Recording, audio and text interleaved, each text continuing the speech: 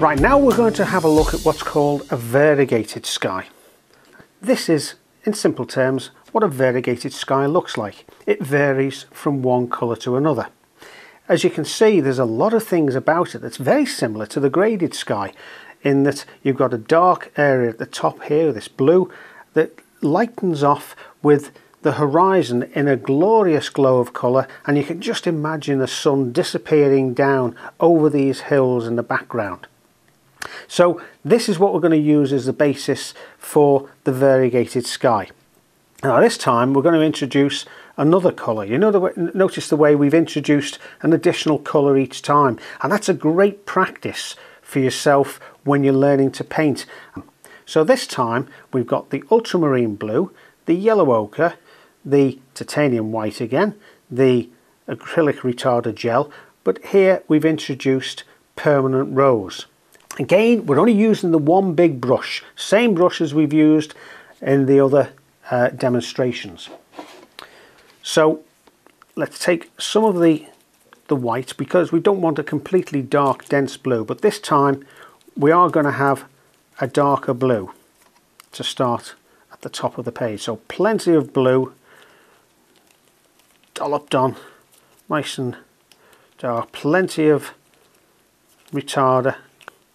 So there we are, we're starting to get towards a dark blue. That might not actually look like a very dark blue on the palette, but believe me, when it goes onto the canvas, it'll be a lot darker.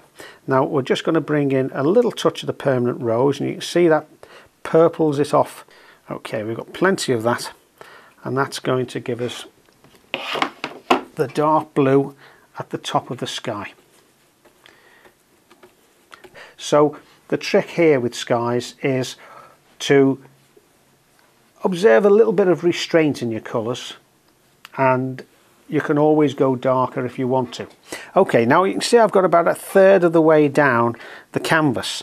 What I'm going to do now, if we have a look at our picture, you can see that it's starting to actually lighten off towards this orangey yellow glow at the bottom. So to achieve that, I'm going to actually not start to paint this area here.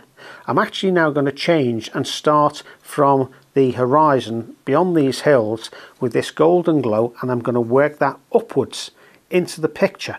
Otherwise we'll end up bringing that blue down, and it's going to muddy this orange at the bottom, which I don't want to do. I want to retain this glow if I possibly can. So I'm just now, so you can see what I'm doing, I'm simply stabbing the brush carefully, lifting out all of that blue colour, and then I'll bring in the kitchen towel. Okay, I'm going to imagine the mountains are roughly about this line here, so let's bring the palette back in, and this time I'm going to bring in, well, I'm actually almost, as you can see, I'm almost bringing in the paint into the acrylic gel retarder. A little bit of that raw sienna to see how that goes. Perhaps a little bit more. Yeah, that's better. And then a tiny touch, just literally, you can see, I hope, I'm just dipping the hairs of the brush in, and that's given us that nice pinky colour. And we'll start that off here. Now if you have a look at the photo, here is more of a yellowy glow, and here is more of a pinky glow. So what we'll do is we'll put a little bit more raw sienna and drag that through, and we'll introduce a little bit more permanent rose at this end. So we've got a little bit of variation in our variegated sky. Okay, now then, what we're going to gradually do is add a little bit of white. I'll show you what I'm doing so you can see. I'm just using that same area of colour that I've been mixing for this here. I'm going to bring a little bit of white in, but I'm also going to bring in the tiniest touch. Just let's see how that goes, because I don't want to make it too messy. There we are. You see it started to grey it off already, just the tiniest. It's almost a couple of hairs that I've got blue on.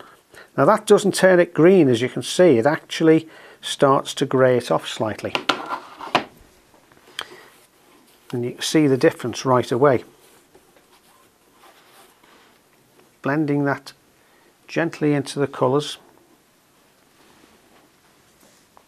And again, we're going to introduce a little bit more blue. What we'll end up doing is lightening this blue off as well. So at this point here, you'll find that you may have to blend back over and come down again and go back up again a little bit, just to make sure it's properly blended. There's the colour we're dealing with. It's a little bit more blue, a little bit more blue-grey. Drag a bit more of that colour in. Again, just a little bit more blue each time. You can see it's very, very subtle. Just actually, we need a little bit more acrylic gel. You can see what we've created is actually now a lovely warm grey. All right, let's see how this looks.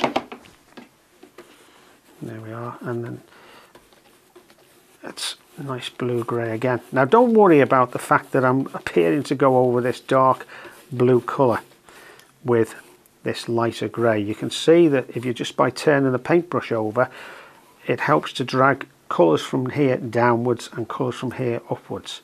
So let's just keep at it. This is starting to dry out a little bit near the top, but not so much that it's starting to drag yet. Because we put so much acrylic gel into this and we're doing a little crisscross of strokes, we're getting away with it. Okay, this light feathery touch again. We're not far away from completion now. So there we are, 3 colours, well, 3 colours plus white: yellow ochre, permanent rose and ultramarine blue. Plenty of acrylic gel and a little bit of blending and working from the bottom upwards for part of the sky, and you have a nice variegated sky.